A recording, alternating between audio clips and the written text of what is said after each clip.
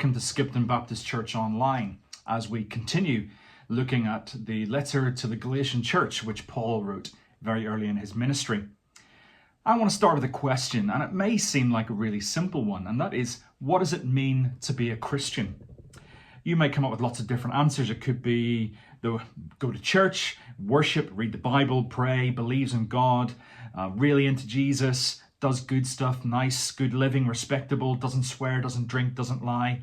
All those things, blood of the Lamb has washed us clean from sin. And all those are correct answers, and they're to do with actions, habits, and beliefs. But what your understanding of what it means to be a Christian matters, because that understanding impacts how you think a person can become a Christian, act as a Christian, who is in, who is out. And it is a question of identity. And this is what is being wrestled with in the letter to the Galatians, as Paul has written to this church and is reflecting the situation of the early church, the people of the way, who are trying to work out who they are, who is in this group, what does it mean to be in this group, what it means to be proper. Are they just another Jewish sect? Are they the new Israel under the Messiah, or are they something else? And it's useful to remember that the New Testament is not just one long narrative in chronological order, starting at Matthew and ending in Revelation, but actually there's lots of overlap. And there's lots of overlap between Paul's letters and the book of Acts, and it's useful to read these in parallel. So I would encourage you to look at certain chapters as we look through Galatians, and there's a parallel between Galatians chapters 1 and 2 and in Acts chapter 10 verses to chapter 15. And this is not just a useful history lesson about the church, much as you might think that I might like that. There's a lot of helpful warnings and reminders about how we identify as Christians. And for the context, they're there. The church has grown from what seems to be a messianic sect within Judaism, and it has grown to go beyond. We've seen in Acts chapter 1 how it's going from here, there, everywhere to the ends of the world. And they're trying to work out what this means. Because first of all, the followers of Jesus were just Jews, and then we have the Ethiopian eunuch and Cornelius the Roman, who are not just Gentiles, but they're Jewish converts who have become Christians. In other words, they still follow the law. They're probably circumcised. But what happens when the word goes beyond to those who are non-Jews, who are complete Gentiles? And what we're seeing in Acts chapter 10 to 15 and here in Galatians 1 and 2, we're genuinely watching the very earliest church almost working out in real time the implications of what Jesus has done in his life, death, and resurrection, not just for the Jews, but for those who are outside of Judaism. In a sense, they're playing catch up with what God has and is doing, noticing that all these big changes with the eunuch, Cornelius, and Saul are all initiated by a supernatural move of God. And they're working out, if they're Jews, what do they do with the law? The law was incredibly important. This is the Torah, the first 5 books of the Old Testament, and is deeply ingrained within their cultural, religious, and national identity as Israel, as the people of God. And in many ways, they saw this as kind of exclusive. So it makes complete sense to them that they had to continue following the cultural and religious traditions and laws, which were the markers of their identity. And to be honest, as club badges go, circumcision's a pretty serious one, isn't it? But God is showing them that through Jesus, there is no need to follow the law in order to be the people of God, the people of Jesus. And for some, that's just too much to handle. So perhaps it's typical God irony that he chooses one of the staunchest, most passionate, defensive proponents of the law and opponents of Christianity to be the one who carries this message of grace and freedom from the law to the Gentile world. If he couldn't reach righteousness with his following of the law, then who could? Paul and Barnabas, starting in Antioch around 46 AD and on to about 47, 49 AD, they take the message of faith and not law to the Gentiles in Asia Minor. And many Gentiles are becoming Christians following Jesus. And what we discovered last week with Catherine, as she introduced the series on the chapter 1, very soon after Paul has established these communities in Galatia and he's moved on, some other people follow on some more conservative, some more fundamentalist Jewish Christians come along, and they did a couple of things for these very young Christians in the towns of Galatia. First of all, they question Paul's right to be sharing the gospel. He wasn't an apostle. At most, he was a messenger of the originals, and he's gone offline a little bit. He's gone offline enough to only be giving half a message, probably to make it palatable. In order to follow Jesus, who is the Jewish Messiah, you of course need to become a Jew. Hence, you need to be circumcised and follow the laws. And these same people seem to suggest that they represent the Jewish leaders, the original, the most important ones in Jerusalem. And what happens? These Galatian Gentile Christians believe them.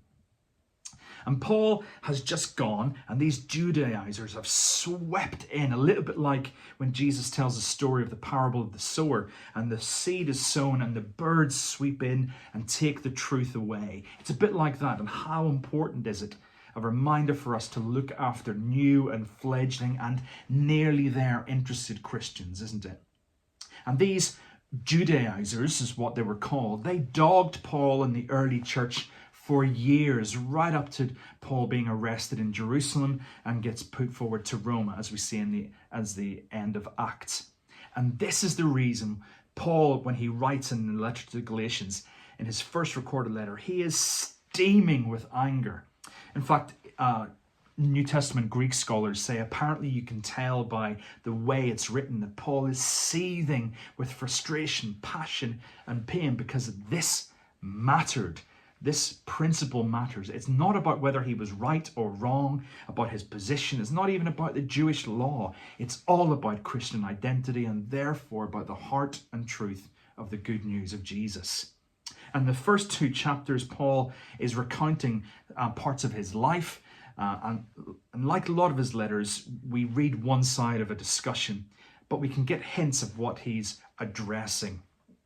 And maybe addressing some of the untruths and half-truths that these Judaizers have been spreading about him. And in Galatians 2, we read about what is Paul's second visit to Jerusalem after his conversion. And there's some debate about timelines, but actually the second visit is probably one that's referred to in Acts chapter 11, where Paul and Barnabas are taking a gift, a financial gift, to the church in response to a prophecy that's given by a man called Agabus, that there's a famine and that the church will need to support the churches in Jerusalem. And so when they are there, whenever Paul and Barnabas arrive, it's there that they're where he's got Barnabas, who is a Jew, and he's got Titus, who is a Gentile. He's one of those ones, he's a Gentile Christian who has not been circumcised. So in some of these Judaizers' eyes, he's not a proper Christian. Now, does that phrase ring with you? Does it come into mind, who are proper Christians and who are not proper Christians? So in response to this pressure that is being exerted on Titus to be circumcised, Paul has a private meeting with James and with Peter. And when he refers to them as kind of the reputed believers or reputed leaders of the church, it's not meant disrespectfully, but because that these Judaizers at Galatia are claiming to speak on their behalf. Paul is completely convinced of the truth of the gospel message. It's transformed his life. He isn't looking for permission or approval of his message. He has the call of Jesus. What he's looking at, what we're seeing here, is a picture of accountability and unity. And Paul reports what happened, that Peter and James and John, they do not add anything to the message that he was sharing. Therefore, there is no need for Gentiles to start keeping the law. There's no need for circumcision, no need to become Jewish. They also cover that he and Peter are spreading the same message. The same message, but to different audiences, using different ways and different framings. And I think this is a key point in regards to Christian unity. It certainly is for me. It's the fact that true Christian unity can only be when it is centered around the core gospel truth. There can be differences of culture, style, worship, ritual, organization and governance, even secondary issues of theology and practice and different emphasis, but the core message of Jesus Christ must be the same. With the endorsement of Peter, John and James, there is a sharing of the mission. For Peter, he goes to the Jews. For Paul, the non-Jews. They're endorsing and confirming his apostleship endorsing him, and not just his message, but that he has the message. And with the right hand of fellowship, they are kind of telling the Judaizers that they are in the wrong. But one thing they do say is, in all of this, do not forget the poor. And this is in two senses. Specifically, don't forget the global responsibility for the poor churches in Judea. And Paul never does. We read in a lot of his other letters that he, in his missionary journeys, that he is collecting financial support for the poorer church in Jerusalem and in Judea, compared with the rich cosmopolitan Gentile churches in Asia and in Europe. But it's also generally saying, in the spreading of the good news, don't forget that it has practical implications too in looking after the poor and the broken, as Jesus did. And at the end of this, you could think, job done, all sorted, isn't it? Not quite, thanks to Peter. And here we have in Galatians 2, 11 to 21, which I think is reflected in Acts chapter 15, the first couple of verses, the heavyweight encounter at Antioch, 300 miles north of Jerusalem, between Paul and Peter, the showdown.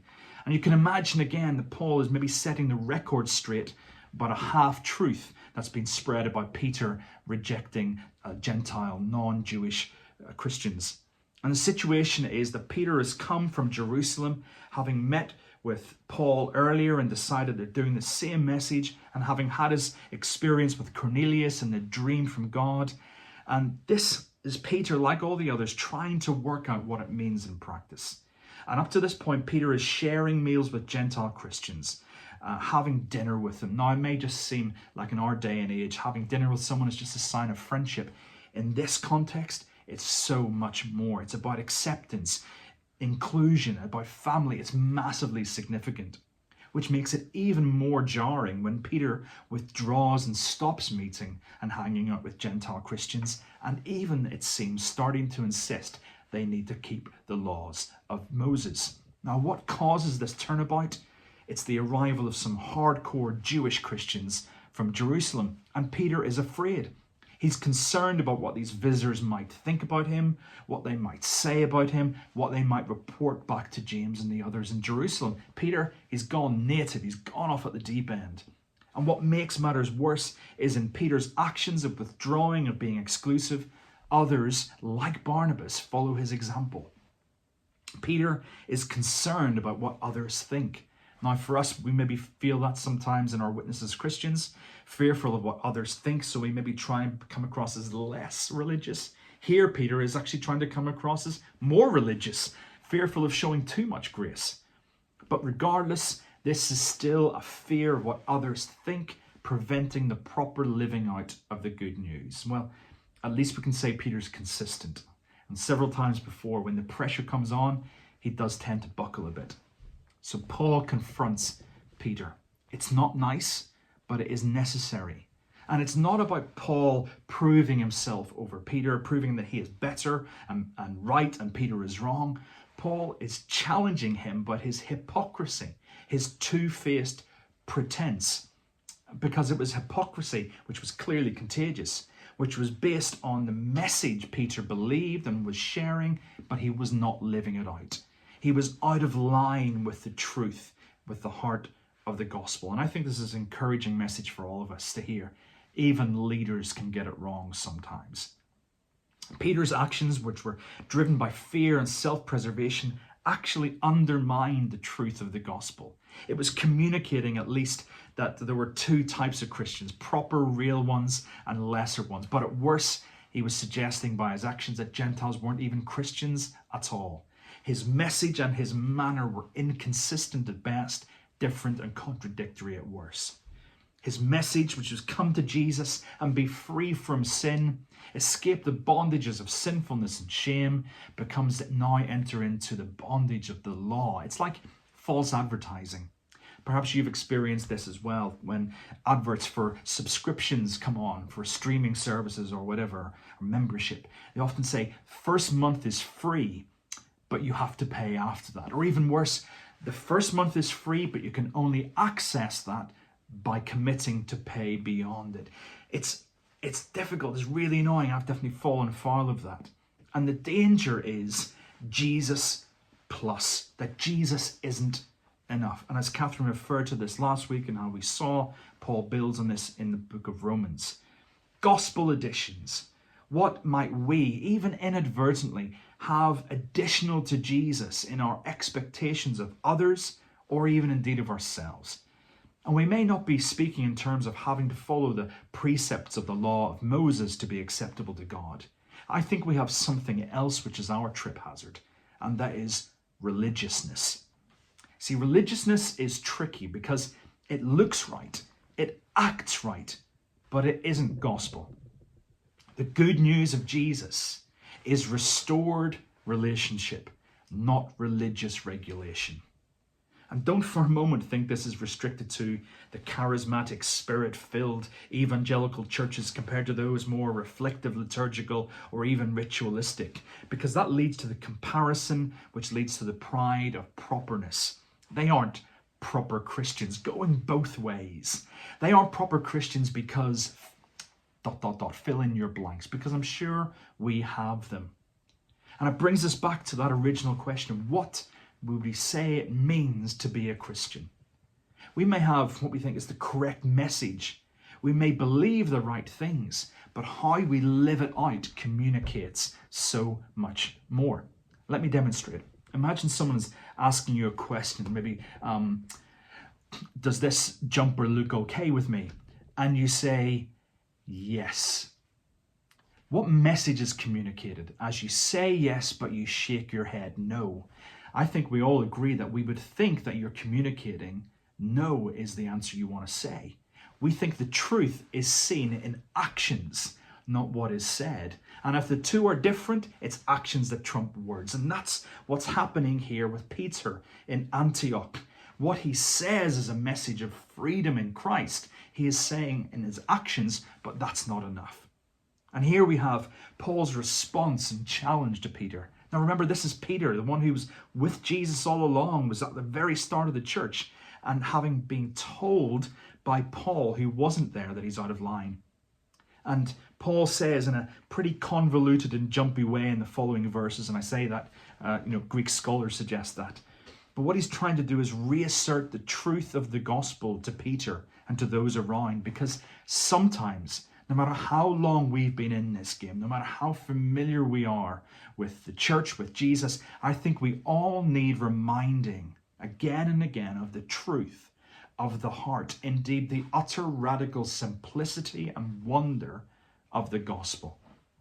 Remembering that the gospel is not a set of religious dogmas or creeds. It is what the word actually means. Gospel. Good news. And the good news is you are free. You are not a slave to sin. And to my religious colleagues, you are not a slave to the law or slave to rules. You are free. That's why I genuinely flinch when someone describes me as religious. I kind of know what they're trying to get at, but I really hope I'm not. Because I want to be in relationship with God through the work of my Lord Jesus, and not in some religious obligation to a deity, a system, or a set of rules. And I need reminding of this, as we all do, because we can so slip easily into the self-sufficient lie, which is personal merit equals God's acceptance and our properness as a Christian. It undermines the truth of the gospel and what Jesus achieved on the cross. And in these final verses, Paul is touching on some really big things, the heart of the good news, of which he's expanding on further and further letters. And he breaks it down essentially into the theory. We know in verse 15, 16a, we know that even though we're Jews and we've got the most comprehensive legal code ever, we can't keep the law. And so we can only rely on Jesus to make us acceptable. We know the law isn't enough. And how do we know it? Through the experience. We've tried it and we can't do it. Generations of humanity and of Israel tried to save themselves. It is the fundamental nature, all religious, all kind of ethical and moral, to try and do our best to improve ourselves. And actually, it never worked for anybody. It's never worked for any of us apart from Jesus, the Son of God. And we can have faith in, rely upon him and what he has done. And it changes everything. And that was Paul's experience. It was the experience of Paul transforming his life. It was the experience of Luther, who became incredibly depressed and hopeless at the fact he could never be good enough on his own merit to feel wanted by God. And it's the same story that generations of others have discovered that leads to a truth. No one can be justified by living out the law. No one can self-justify. No one can stand before a holy and righteous God and say, I have done it. But on a cross, on a hill outside Jerusalem, the Son of God himself, Jesus the Messiah, as he hung there and with his final human breaths affirms out loud, it is done. No one is justified by the law, only through Jesus. And it's Paul trying to capture the simplicity and enormity of the good news when he uses the word justified. Justified by reliance on Jesus. And there's lots of layers to this word, and Paul expands on it later in this letter and also in other letters. Justified, made right with, brought into line after being skewed off another way, not being condemned in a legal sense, being released with no charge, or in a financial sense, the books are balanced, the price is paid. And all this is not and cannot be accessed by the law or becoming Jewish or whatever, but only by faith. And faith is not some mystical spiritual force like from Star Wars. Faith in Jesus is simply relying on, leaning on, depending on, counting on, trusting on, falling into the arms and security of Jesus and this faithfulness in what he has done. Living the perfect life, dying the sacrificial death that we deserve, and rising to give us the promise of life that we don't. And that is the truth. No one is justified, made right by observing the law, by being a good Christian, whatever our description of that is. It is not DIY, do it yourself. In fact, DIY is a sin. And if you ask my wife, you'll know that it certainly is whenever I do it. It's not DIY, it's not do it yourself, because you can't. And yet so many of us, experienced Christians, reduce our following of Jesus to a set of rules and ways of being to follow a level of holiness we cannot achieve, and we sometimes expect it of others, and it often reflects our own religious trappings, and I use that word advisedly. It's not DIY, but it's JDIFY. Jesus did it for you. This is the gospel. This is the good news. You can't, so he did. And if that's news to you, please get in touch so we can talk some more and pray with you about it. The thing is, for some of these Jewish Christians, it just sounded far too easy. What about the law? How are we meant to behave? Is it anything goes now? And this is what Paul in the verses 17 and 18 rather complicatedly addresses in a number of complex ways, different ways of understanding it. But I think what Paul is getting at to his Jewish brothers and sisters is probably addressing another concern, that just believing in Jesus is enough. To abandon the good acts you should do, you can end up sinning much, much more, and therefore Jesus must be encouraging sin. And Paul says that's just nonsense. And there are hints of, if we just rely on Jesus, it's anything goes, there are no rules. And that actually became a sect within the church. But it also infiltrates us today, but more subtly. It's what Dietrich Bonhoeffer called cheap grace. It doesn't matter what we do, Jesus forgives anyway. And Paul addresses this in shorthand about what life, this free life from the law in Jesus looks like. If after being freed from sin and law, I just end up being obliged to the law again, following it religiously to be acceptable, I'm just rebuilding what's been knocked down. Instead, in the law, I find out what a sinner I was and what a holy God we have, and how my efforts are rubbish in comparison. And so because of that, I died to the law's hold over me. And in doing so, it meant I could live for God. There's an illustration of the slave market, which is contemporary to the story that we're looking at today. Imagine there are two slave buyers vying for me as a slave. And the first may buy me, but I would still end up being a slave to them. Same slave, different master. And that's the experience of the Gentiles here. Saved from the slavery of sin and just brought in by the Judaizers into the slavery of the law. But then the second buyer, he pays above the asking price for me, way beyond it, almost bankrupting himself to buy me. And when bought, he says to me, you are free. You are free to choose.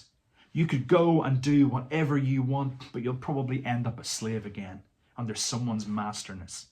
You could try following another master's rules, but again, it just means that you're a slave. Or you could choose to come and live in my house, become part of my family and live like me. We have been freed in order to choose. Paul puts it another way. In fact, the Message writes it, my ego is no longer central. I've been crucified with Christ. My ego, myself, died with him on the cross, and I want to live for him. You see, lots of this is not just some theological wrangling or at best a vague theological history of the early church. No, this is where theology gets personal. Paul writes, I live by faith, relying on the Son of God, who loved me, who gave himself for me.